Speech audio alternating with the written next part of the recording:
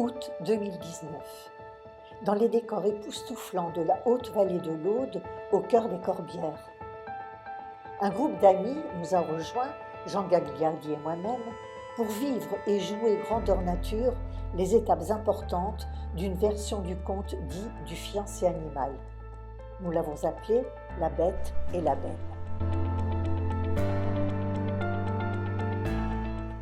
En appui sur les travaux de la psychologue américaine Jean Houston, sur ceux de Marie-Louise von Franz et de Joseph Campbell, de Paul Lebrun, en lien bien entendu avec la psychologie des profondeurs de Carl Jung, nous nous engageons dans une traversée des apparences, un jeu sacré pour l'inconscient que nous appelons jeu archétypal.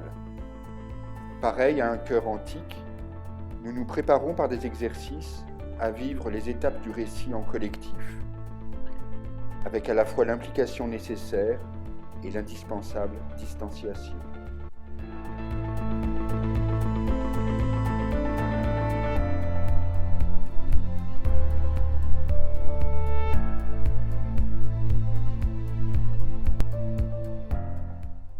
Chacune des étapes de l'histoire est ritualisée par une ouverture puis une fermeture d'acte.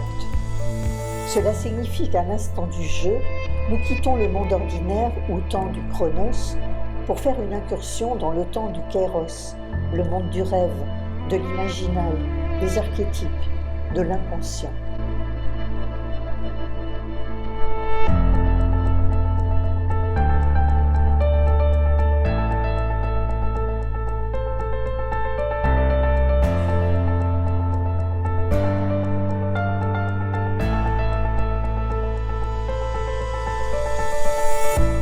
Notre postulat consiste à dire que les grands contes merveilleux, si fascinants par leur insondable profondeur, gardent, sous le couvert d'histoires enfantines, les traces de rituels initiatiques oubliés. Raviver d'anciens mystères, renouveler en nous la flamme du vivant, voilà l'aventure dans laquelle nous nous engageons.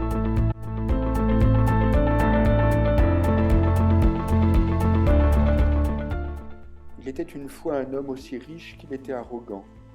Pour avoir refusé d'aider un malheureux, il subit une implacable malédiction. Sois changé en bête immonde et vis dans un trou jusqu'à ce qu'une belle t'offre la charité de son cœur. Quelque temps plus tard, Rose, une fille de paysan, demande à son père de lui rapporter une rose de la ville. Tel était le désir profond de son âme. Mais c'était presque l'hiver, et de roses, il n'en trouva point. Au matin du deuxième jour de stage, chacune de nous, à l'instar de la belle Rose, s'en va dans la nature environnante, à la recherche du désir profond de son âme. Une marche de vision, dont ensuite nous reproduisons les impressions, les émotions, les sensations dans une peinture et dans un texte.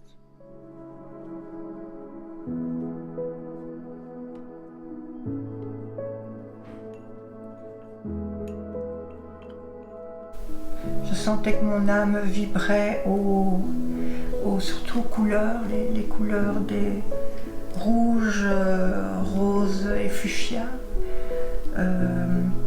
Et puis il y a eu les vibrations de l'eau, les frémissements de l'eau, et aussi les vibrations de la forêt et des arbres. Et donc c'était vraiment un voyage hors de l'ego, du mental. Le mental avait disparu et c'est quelque chose que peut-être on peut appeler l'âme qui pouvait prendre toute sa place pour jouir de cette communion avec immersion dans le monde, dans l'énergie du monde. La deuxième chose est venue d'un oiseau qui est sorti un peu plus loin en criant. Et je me suis dit, je vois bien les mots. Ben voilà, une fois enlacée, l'âme, elle peut sortir comme un oiseau. J'ai utilisé l'acrylique avec beaucoup d'eau et j'ai pu souffler sur l'eau pour tourner cette formes un peu organiques, un peu d'insectes, de petites pattes comme ça. Je suis convaincue que l'âme a besoin de sève pour vivre, pour respirer, pour boire, pour se nourrir. Et puis les taches de couleur, c'est pour moi des bulles de lumière, un peu comme les graines des arbres qui peuvent voler et aller de droite à gauche sans savoir où le vent va les porter. Et je pense que l'âme est comme ça. Au cours de la 3e journée de stage, nous tentons d'éprouver l'errance du Père qui, après avoir tant cherché la rose, s'égare dans la forêt. Nos pas nous mènent vers la source salée de la Salse, un lieu magique qui invite à l'intériorité et à la méditation.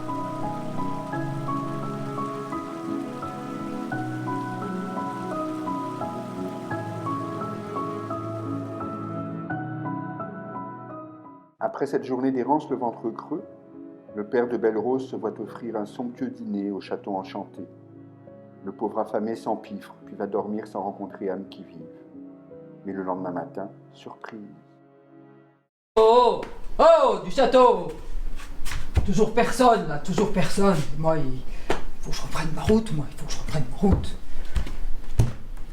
Oh! Oh! Oh, rosier sous la neige, oh, rosier sous la neige. Mais ces roses, elles sont toutes plus belles les unes que les autres, là. Oh, il faut que j'en choisisse une pour ma belle rose. Ma belle rose qui sera si contente que je lui apporte la plus belle de ces roses, de ce rosier. Mais personne autour. Comment je pourrais résister? Allez, de l'audace. La plus belle, ah oui, c'est la plus belle. Oh, c'est elle, c'est la rose. Qu'as-tu fait? Oh! Qu'as-tu fait? Je t'offre le gîte. Je t'offre à manger, à boire, un lit confortable, je te sauve de la mort.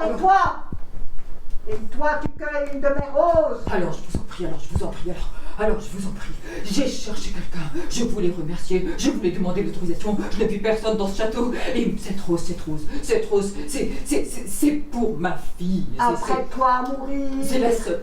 Apprête-toi à mourir. Non. Comment pour ta fille? Je vous la rends, je vous Non.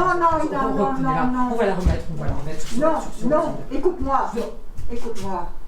Je vous en prie. Tu as une fille, tu as des filles.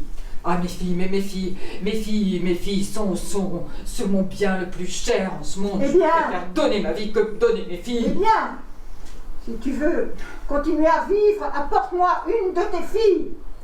Pas ça. Amène-la avec toi. Et tu m'appelleras, ou elle m'appellera, en cueillant une rose. Et tu me la laisseras. Tu me la rendras. Sinon ta dernière heure est venue. Tu mourras. Je vous en supplie, pas mes filles. Ta fille. Tu as 8 jours pour revenir avec une de tes filles.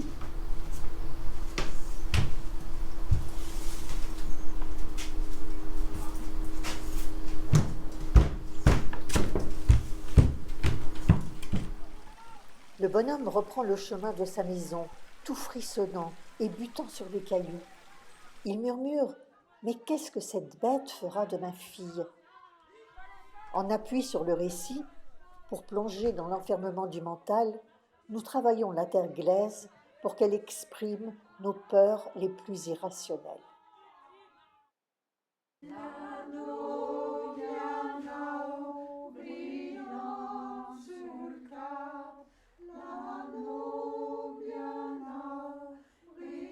La jeune fille vient finalement vivre au château où elle n'a rien d'autre à faire que rêver.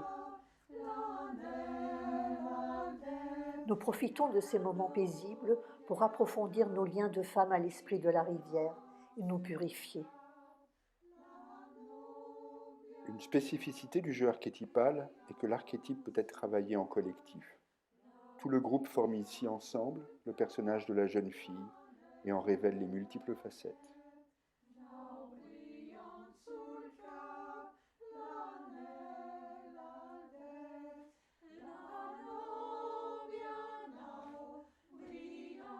Dans notre récit, la jeune fille est maintenant retournée pour quelques jours visiter ses parents. Pleine d'insouciance, elle s'attarde, tandis que la bête se désespère de la voir revenir.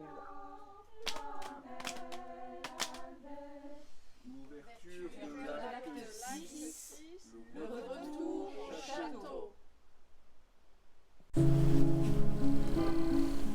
Nous voilà au cœur de l'histoire.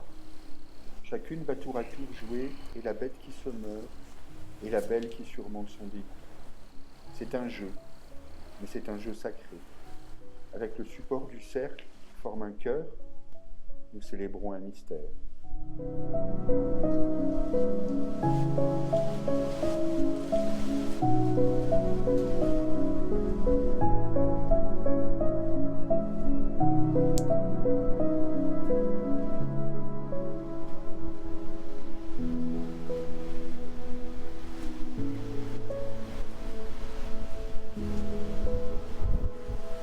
Bête, parlez-moi. Je vous en prie, parlez-moi, dites-moi quelque chose.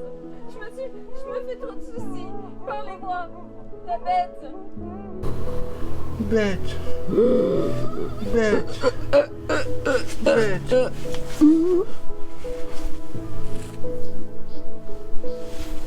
Bête, ma bête. Vivez. Vivez. Bête.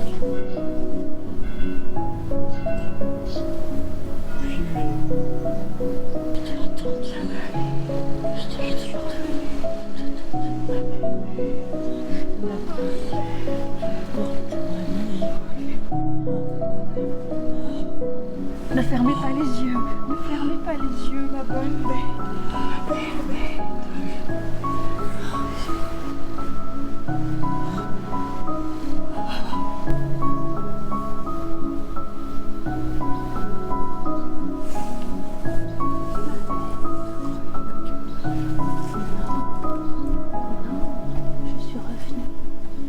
Je suis revenue au château pour vivre avec vous. Non. Je suis revenue. Je suis revenue.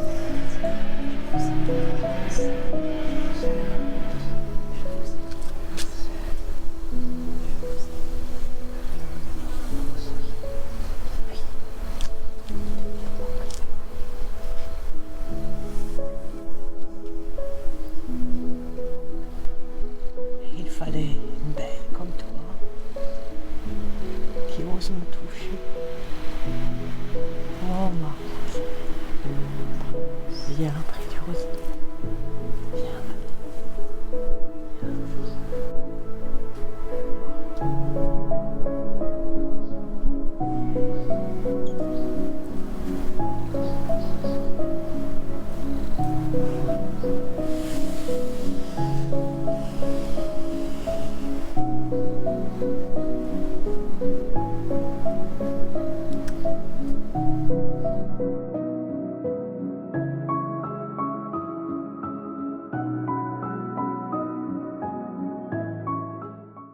Voici venu le temps de la transformation.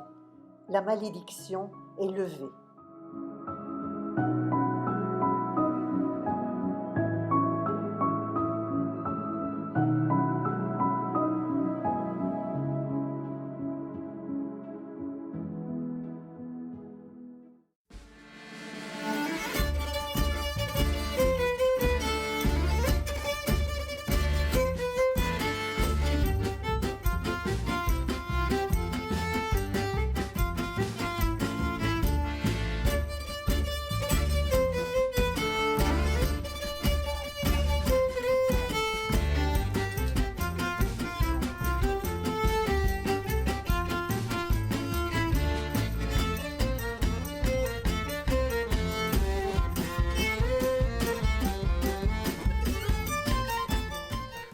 Nous en donnons à cœur joie, avec l'aide des costumes, des accessoires, du maquillage.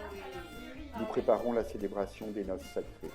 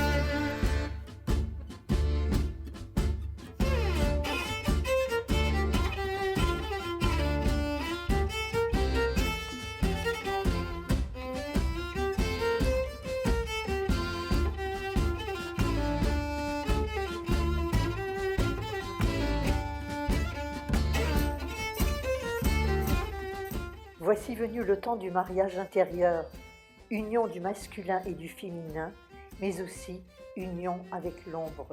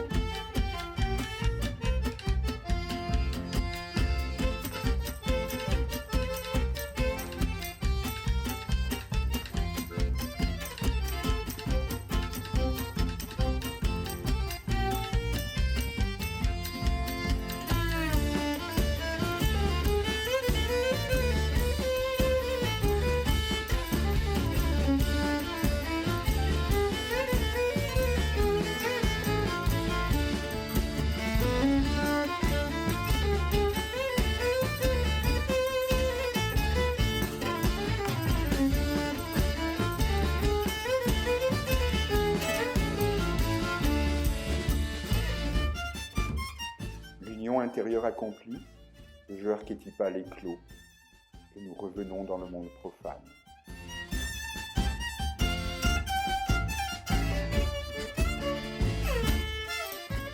Avec Cathy Legros, Sophie Pavillard, Jean Gagliardi, Albine Crombet, Sylvie Viéville et Mireille Parmentier.